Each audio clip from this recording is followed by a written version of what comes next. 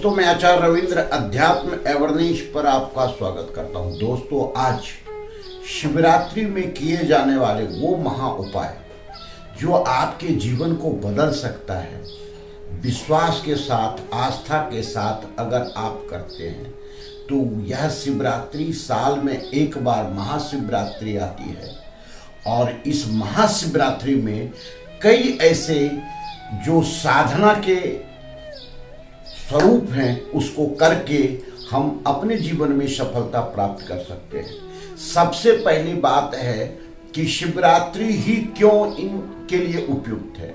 देखिए, कोई भी कार्य अगर आप करना चाहते हैं, आपकी इच्छा है उसकी पूर्ति हो, आपकी इच्छा की पूर्ति हो, तो इसमें बिना देव शक्ति के, भगवान की शक्ति के ये संभव नहीं है।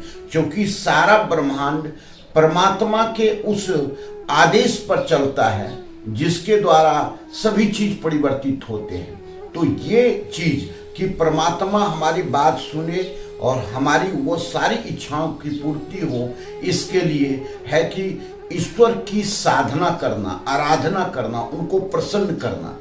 जैसे माँ पार्वती कितनी तपस्या के बाद भगवान शिव को प्रसन्न किए।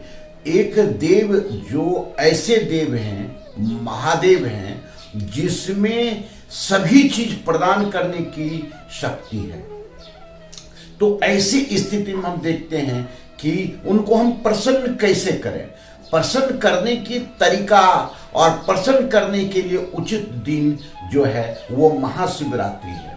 महाशिवरात्रि के दिन कोई भी इच्छा आपकी पूर्ति हो सकती है। कोई भी इच्छा हो उसकी पूर्ति होती है। सच्चे मन से किए गए जितनी भी साधना है भगवान शिव की, वो आपको पूर्ति होती है। उनकी समस्त जो है सो आशीर्वाद आपको प्राप्त होती है। अर्थात आप अपने जीवन में जो भी प्राप्त करना चाहते हैं वो मिलता है। तो ये कंटेंट में हम उसी पर विश्लेषण करेंगे। सबसे पहली बात है कि भगवान शिव को हम प्रसन्न कैसे करें। भगवान शिव प्रसन्न हो गए तो आप समझिए कि जो भी चाहेंगे आपको मिलेगा। चाहे आप जो इस सृष्टि के महाज्ञानी व्यक्ति थे रावण, जिनके बारे में कहते हैं कि ये ऐसे पंडित थे जो कि महाज्ञानी थे, महाशक्तिशाली थे, और ये सारी शक्तियां जो उनको प्राप्त हुई थी, इसके पीछे कहीं न कहीं महादेव का बहुत बड़ा जो है सो आशीर्वाद रहा है। तो आप समझिए कि जब ये इतने विद्वान होकर के इस शिव की साधना से सब चीज प्राप्त किए, तो ये तो आपके बात में कन्फर्म है कि शिव साधना अगर करते हैं तो आपको भी सारी चीज मिलेगी। आज के दिन हमें क्या करना चाहिए? पहला उपाय यह है, आपको शिवरात्रि के दिन उपवास रखना चाहिए। अगर आपको कोई प्रकार का कोई भी जो है इच्छा पूर्ति करना है या भगवान को प्रसन्न करना है, शिव को प्रसन्न करना है, तो उपवास सबसे सरल तरीका है जिसमें किसी प्रकार का कोई चीज नहीं किया जाता है और वह जो है आपका व्रत पूरा हो जाता है। तो उपवास में अन्न ग्रहण नहीं करना है। बाकी आप जैसे जो चीज कर सकते हैं वह कर सकते हैं। फल से, जल से, दूध से, जैसे भी आपका उपवास में जो भी चीज उपयोग करना चाहें कर सकते हैं, लेकिन उपवास रखना आवश्यक है। और यह उपवास 24 घंटे का होता है, सूर्योदय से अगले सूर्योदय तक। अगर आप चाहें कि रात्रि में हम भोजन कर लें और उपवास आपका पूर्ण हो जाए तो ये कतई नहीं हो सकता। आपको किसी कीमत पर 24 घंटे का उपवास करना पड़ेगा, तभी इसका सही फल मिलेगा। उपवास में सबसे पहले जब भी आप पूरी तैयारी के साथ नहा धो करके पूरा थाल सजा लें, उस थाल में अक्षत, चंदन, कुमकुम सारे चीज हों, और ये सारे चीज फल फ्रूट जो भी रखना है, पंचामृत जो भी रखें, सब थाल में सजा लें। आरती के दीप भी सजा लें और श्रीफल मुख्य रूप से रखना क्या क्या है? श्रीफल, जो कि आपको एक जब पूजन करने लगेंगे तो कलश की स्थापना में रखना है। उसके बाद आपको बेलपत्र, धतूरा, बेर, ये सारे चीज आपको रखना है। बाकी आप जो भी फल फ्रूट रखें वो आप रख सकते हैं। उसके बाद भगवान शिव को बढ़िया से स्नान करना है। तो अब पंचामृत स्नान है। पंचामृत स्नान का अर्थ यह है कि समस्त मनोकामना को पूर्ण करने का यह स्नान है भगवान शिव को। दूसरे उपाय बता रहे हैं, इसी में कई उपाय जुड़ते जाएंगे, आप उसको शांति से समझें और जीवन में करें।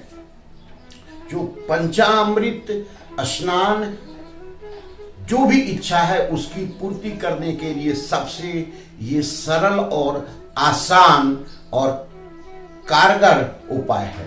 तो पंचामृत में क्या रखते हैं, गाय का जितने भी है, जैसे दूध, गाय का दूध हो गया, दही हो गया, घी हो गया, शक्कर हो गया और शहद हो गया, ये पंचामृत स्नान में ये पांचों चीज मिला करके पंचामृत स्नान करते हैं।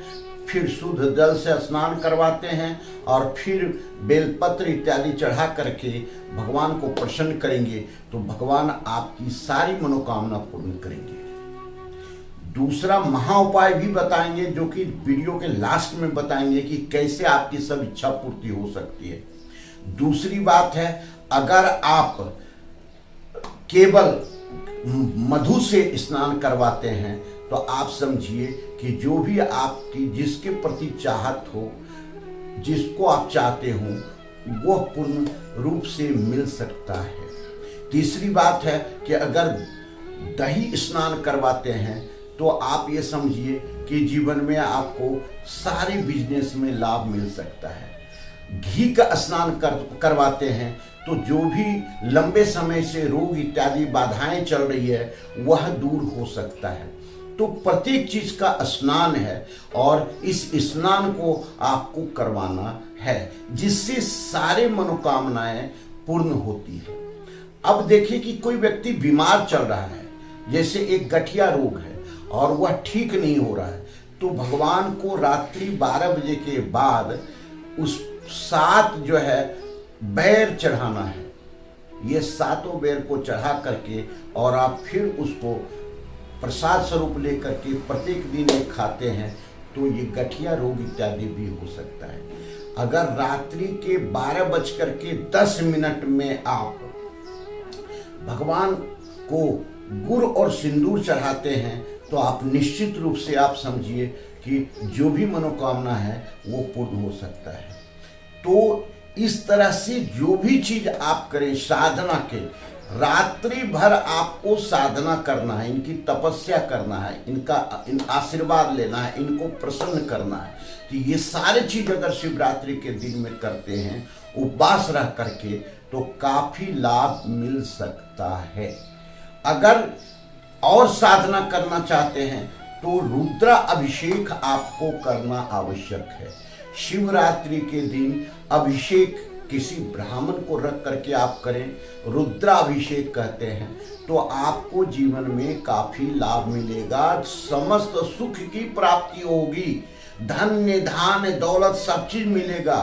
तो ये चीज आप करवा सकते हैं। इससे भी और कुछ साधना आप करते हैं तो शिवरात्रि के दिन और क्या कर सकते हैं, शिवरात्रि के दिन आप उपवास तो रखते ही हैं। उपवास के दिन कोई भी कहीं भी मंदिर में बैठ करके और ओम नमः शिवाय का जाप करते हैं तो आप समझिए जितना आपकी बिल्कुल बिना गिनती का अनंत स्वरूप, इसमें कोई गिनती नहीं है, हर हमेशा मन में ओम नमः शिवाय का अगर हम जाप करते हैं तो बहुत ही लाभ मिलेगा।